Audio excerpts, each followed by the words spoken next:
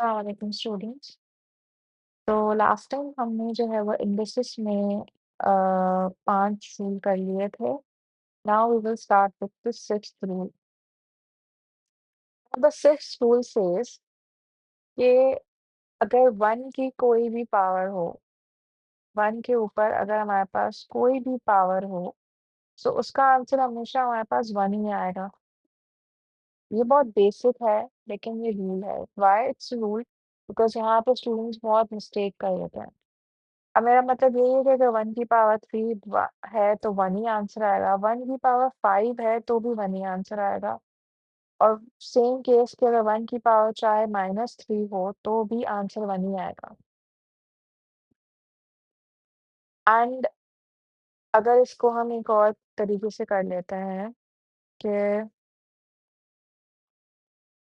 जैसे कि यहाँ पे क्वेश्चन है 1 की power 3,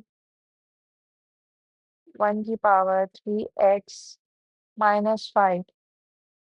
So no matter whatever the power is, we don't care. As the rule says कि 1 की चाहे कोई भी पावर हो, चाहे उसमें वेरिएबल आ जाए, चाहे उसके अंदर कोई भी नंबर आ जाए, the answer will always B 1। Answer हमेशा हमारे पास 1 होगा, चाहे हमारे पास पावर कौन-सी हो। अब इसके अंदर एक जैसे लेट्स हाँ, एक क्वेश्चन था जिसमें बहुत स्टूडेंट्स कन्फ्यूज़ हो गए थे और उसके अंदर स्टूडेंट्स नहीं कर पाए थे question that is 3 square power k upon 2 की पावर q। अब इसके अंदर बहुत सारे बच्चे ऐसे थे जो घबरा गए कि सर या मैम हमारे पास जो है वो k की वैल्यू ही नहीं थी। अब इसको हम किस तरह से सॉल्व करेंगे? क्योंकि ओ लेवल्स के एग्ज़ाम में एज़ यू नो कि आंसर हमारे पास आंसर की जगह दी हुई होती है और अगर उसके अंदर जो है आपके पास कोई वेरिएबल साथ में नहीं लिखा हुआ, इट मीन्स कि आपको बगैर वेरिएबल के आंसर देना है। इट मीन्स कि हमें k को रिमूव करना है। इस केस के अंदर स्टूडेंट्स बहुत ज़्यादा घबरा गए कि यार k की तो वैल्यू ही नहीं पता हमें। इसके अंदर रूल अप्लाई होना था। अब हमने ये पढ़ा था कि 1 की कोई भी पावर हो, तो उसका आंसर 1 ही होगा। सो वो basically we don't need to know the value of k। इसकी कोई ज़रूरत ही नहीं थी।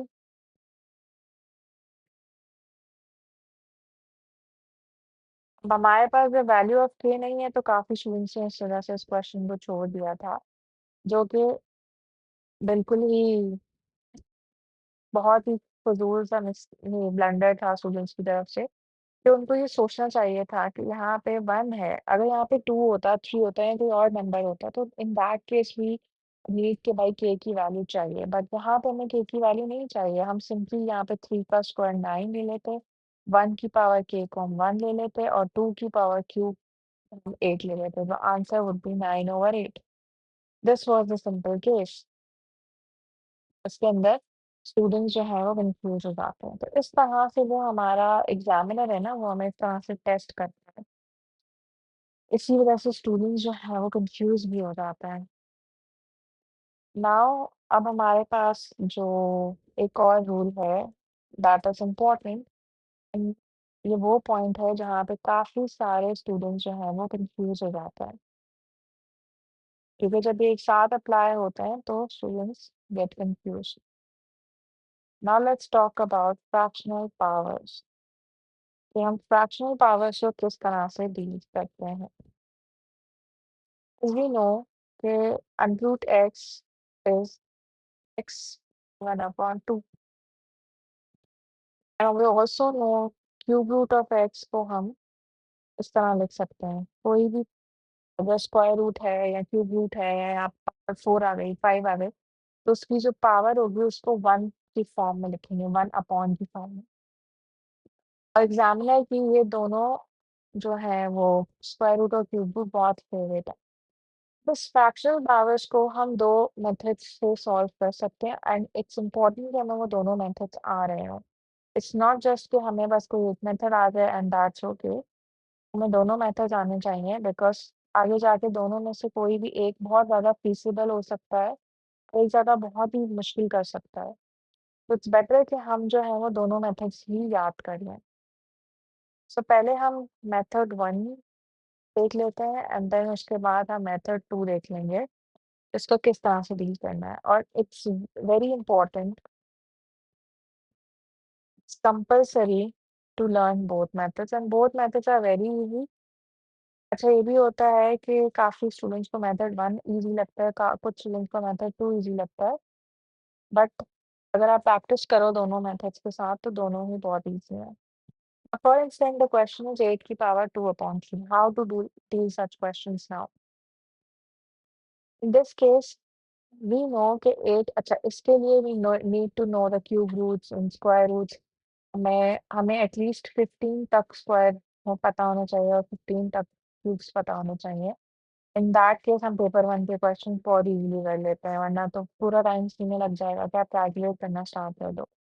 सो ये काफ़ी सारे स्टूडेंट्स को पता होगा कि 8 जो है वो 2 का क्यूब होता है एंड हम 8 की जगह पे सब्स्टिट्यूट करके 2 क्यूब लिख देते हैं एंड 2 की पावर 3 कर लेते हैं। ये वही रूल है कि पावर के ऊपर पावर है। पावर के ऊपर पावर का मतलब है कि वो मल्टिप्लिकेशंस होंगी, पावर्स मल्टीप्लाई होंगी। So 2 power 3 multiply with 2 over 3। 3 और 3 कैंसल हो जाएगा and we will be left with 2 power square and answer will be 4। हमारा आंसर 4 हो जाएगा। सही है? इसी तरह से हम एक और क्वेश्चन करके देख लेते हैं। अगर हमारे पास क्वेश्चन आ गया 64 की पावर 2 ओवर 3। अब इस केस के अंदर एक कंफ्यूजन ये है कि स्टूडेंट्स से कि भाई 64 तो हमारे पास 64 हमारे पास 8 का स्क्वायर भी है और 64 हमारे पास 4 का क्यूब भी है, तो which one we should apply?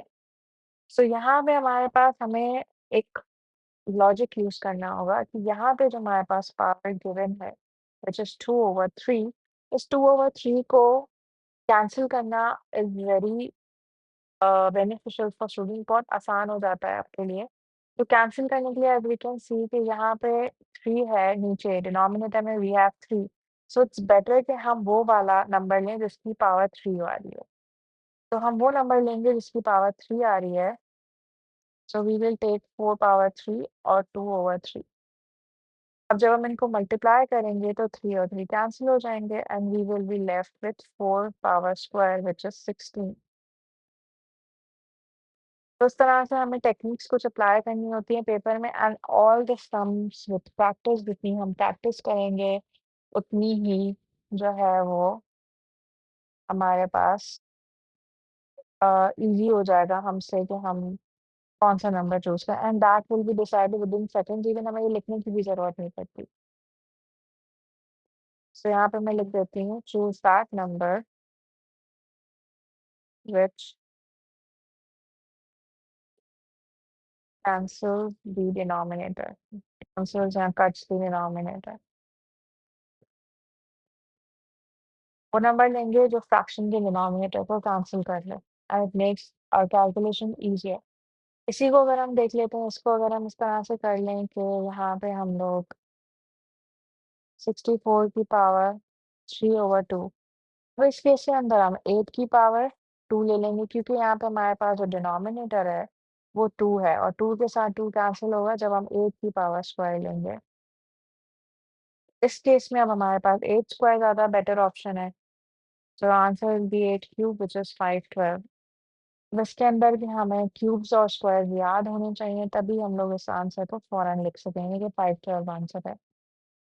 ये मेथड 1 था and it's known by many students. Method 2 थोड़ा-सा स्टूडेंट्स कम अवेयर होते हैं, लेकिन एज़ आई सेड कि इट्स इम्पोर्टेंट कि आप दोनों मेथड्स को सीख लो, दोनों मेथड्स को आप कर लो, क्योंकि किसी पॉइंट पे क्वेश्चन ऐसा आ जाता है कि पहला वाला जो मेथड है वो ईज़ी लगता है और किसी पॉइंट पे एक ऐसा क्वेश्चन आ जाता है कि दूसरा मेथड ज़्यादा ईज़ी हो जाता है and in that case time matters, खासकर पेपर 1 में टाइम बहुत मैटर करता है एज़ यू नो। ओके, अब सेम क्वेश्चंस को ही हम लेते हैं। इस केस के अंदर हम पावर्स को स्प्लिट करते हैं। ये जो हमारी पावर है ना, हम इसको स्प्लिट करेंगे। अब इसको हम स्प्लिट किस तरह से करेंगे? हम बेसिकली बेसिस को कुछ भी नहीं करते।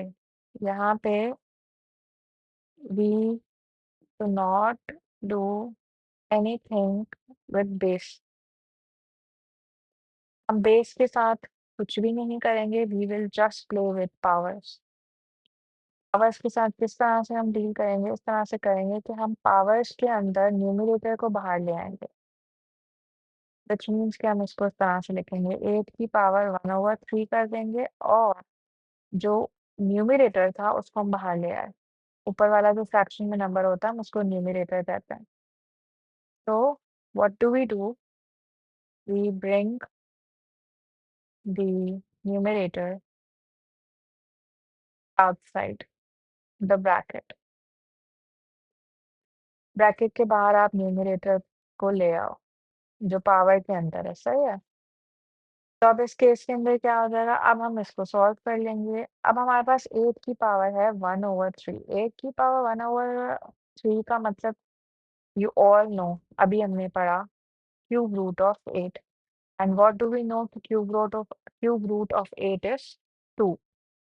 अब इन दिस केस हमारे पास जो अंदर वाली वैल्यू है वो हमारे पास आ गई।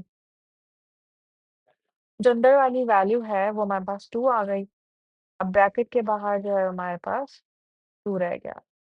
इसको मैं यहाँ भी कर लेती हूँ कि 8 की पावर 1/3 हो जाएगा हमारे पास 2 and then we will be left with 2 and 2 का स्क्वायर हमारे पास आ जाएगा 4।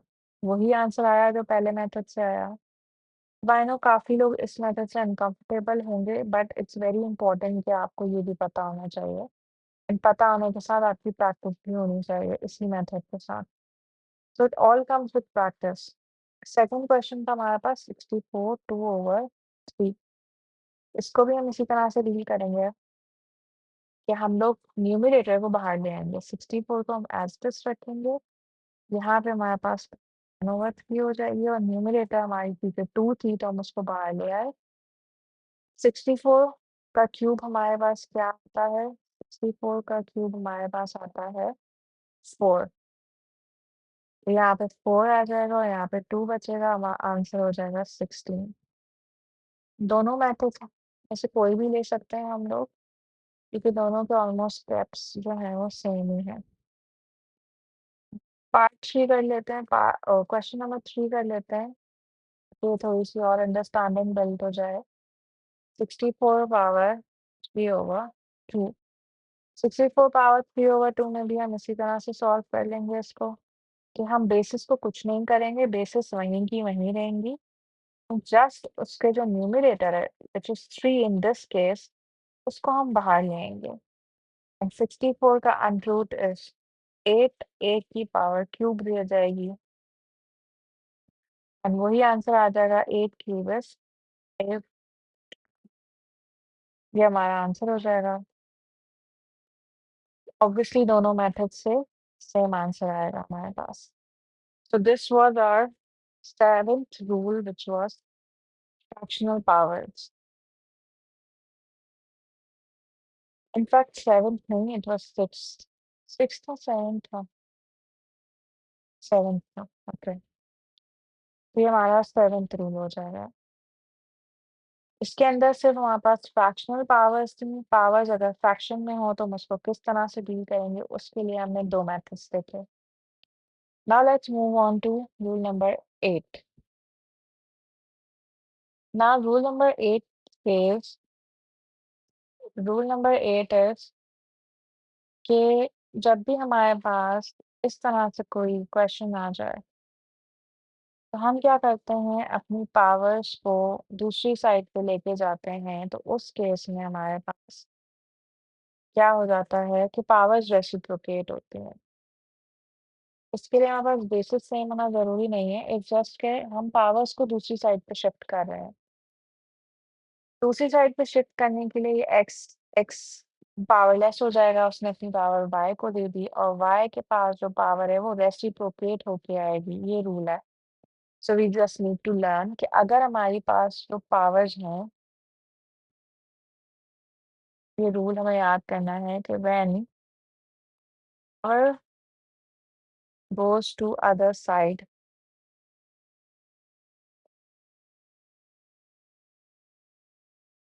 equals to sign, it's reciprocated.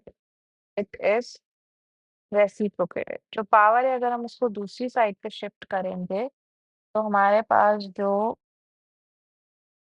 वो है जो पावर है वो हमारे पास रेसिप्रोकेट हो जाएगी जब हम उसको दूसरी साइड पे लेके जाएँगे। तो इसको हम रूल नंबर 5 के साथ भी एक्स्ट्रा मिक्स कर देते हैं। मैं एक एग्ज़ाम्पल के थ्रू आपको क्वेश्चन करके दिखाती हूँ। जैसे कि हमारे पास आ गया x की पावर 3/2 इज़ इक्वल्स टू 8। इस केस के अंदर x क्योंकि एक वेरिएबल है, तो हम x के साथ जो है वो इस पावर को नहीं डील कर पा रहे।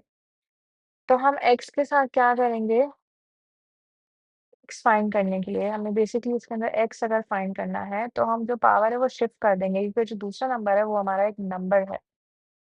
तो हम उसके साथ इस पावर को डील कर सकते हैं, लेकिन जो पावर जब शिफ्ट होगी ना, तो वो रेसिप्रोकेट हो जाएगी, उल्टी हो जाएगी पावर। अब हम सिंपली इसके अंदर क्या कर सकते हैं, कोई भी मेथड अप्लाई कर लो, ये वही चीज़ आ गई जो रूल नंबर 7 में हमने की। फ्रैक्शनल पावर्स की चीज़ आ गई इसके अंदर हमारे पास। फ्रैक्शनल पावर वाला रूल अप्लाई कर लो, कोई भी मेथड अप्लाई कर लो। एक को हमने 2 की पावर क्यूब ले लिया और बाहर हमारे पास 2/3 हो गया, 3 और 3 कैंसल हो गया, 2 की पावर 2 रह गई और आंसर आ गया 4। ये हमारे पास आंसर आ गया इस तरह से। इसी तरह से हमारे पास आ जाएगा एक और एग्ज़ाम्पल।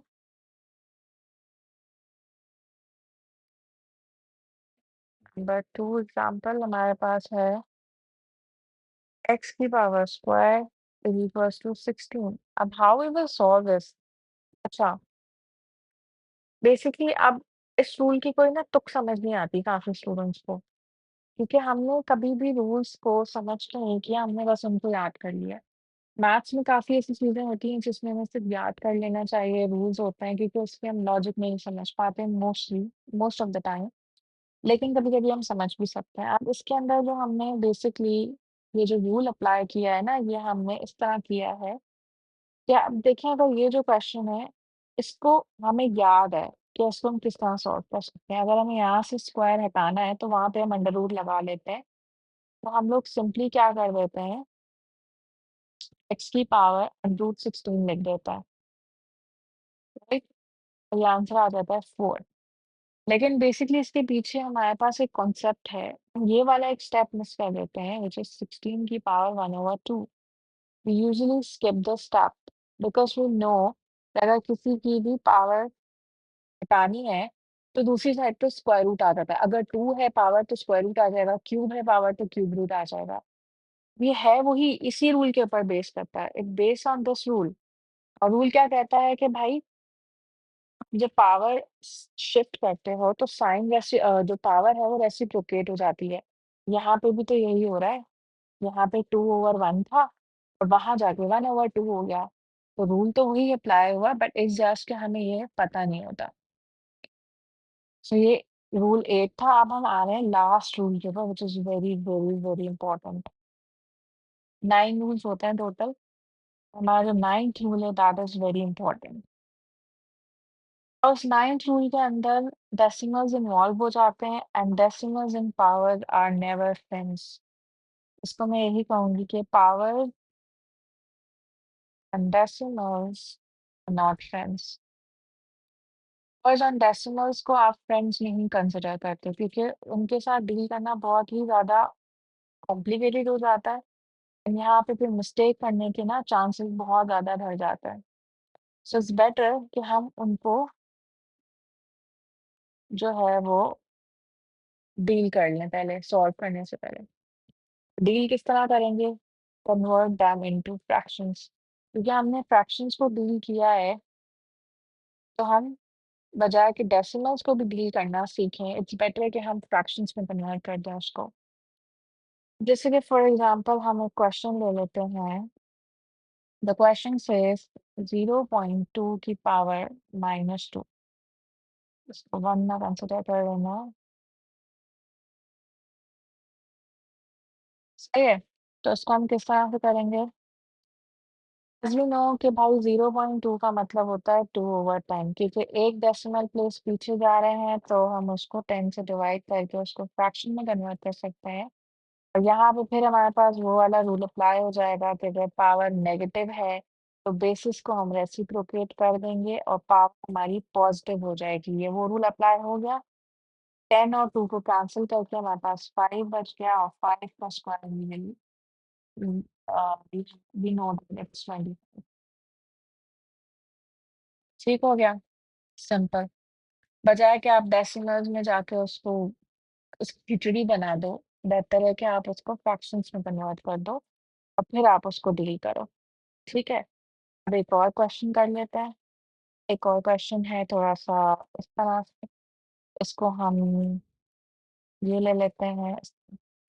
अब ये क्वेश्चन जो है ना, इसमें बच्चे कन्फ्यूज़ हो जाते हैं कि भाई ये तो हम क्यूब रूट कैसे निकालेंगे, ये क्या आ गया भाई? तो इट्स इसका एक बहुत सिंपल रूल है, आप जब भी डेसिमल को देखो ना, आप कोशिश करो कि आप इसको फ्रैक्शन में कन्वर्ट करने की कर लो। फ्रैक्शन में हो रहा है ईज़िली और वो होगा, क्योंकि एग्ज़ामिनर पेपर 1 में हमेशा आपको एक हिंट दे देता है। इस तरह के क्वेश्चन्स नहीं देता कि जो आपके लिए बहुत ही हेक्टिक और कॉम्प्लिकेटेड, इट्स जस्ट कि आपको लॉजिकली सोच के ना उसके अंदर कुछ टिप्स एंड ट्रिक्स अप्लाई करके, जिसकी प्रैक्टिस ज़्यादा होती है और जिसको ये सारी चीज़ें पता होती है ना, सिर्फ़ वही कर लेता है। एज़ वी नो कि ये जो 0.008 है, इसके अंदर हमारे पास 3 डेसिमल प्लेसेस पे डेसिमल आ रहा है। तो मैंने जैसे कहा, हम उसको इस तरह से लिख सकते हैं 8/1000 cube root of this whole thing, right? ये स्टेप हमें आ गया कि भाई हमने उसको फ्रैक्शन में कन्वर्ट कर दिया। फ्रैक्शन में कन्वर्ट करने के बाद हम उसको अलग-अलग लिख सकते हैं इस तरह से कि 8 का क्यूब अलग लिख लें और 1000 का क्यूब अलग लिख लें। ये हम कर सकते हैं। ये करने के बाद हमें पता है कि 8 का क्यूब 2 होता है और 1000 का क्यूब 10 होता है। ये चीज़ तो हमें पता है, कैंसल कर लो। क्या आ गया 1/5। यहाँ बच्चे फँस जाता है। 1/5 तक तो आ गए बच्चे। मसला क्या होगा? मसला ये होगा कि बच्चे बोलेंगे कि यार अब 1 मिनट के सवाल में हम उसको डिवाइड भी कर लें। तो एक चीज़ इसको आपने याद कर लेनी है, वो याद क्या करनी है कि कुछ 4 ऐसे फ्रैक्शंस हैं जो आपने याद कर लेना है। क्योंकि ये बहुत ही रिपीटेड होते हैं फ्रैक्शंस और आपने बहुत काम आते हैं। सो मैं आपको 4 एक फ्रैक्शंस हैं जो लिख के दिखा रही हूँ, you need to learn these fractions. उस फ्रैक्शंस को अच्छे से याद कर लो।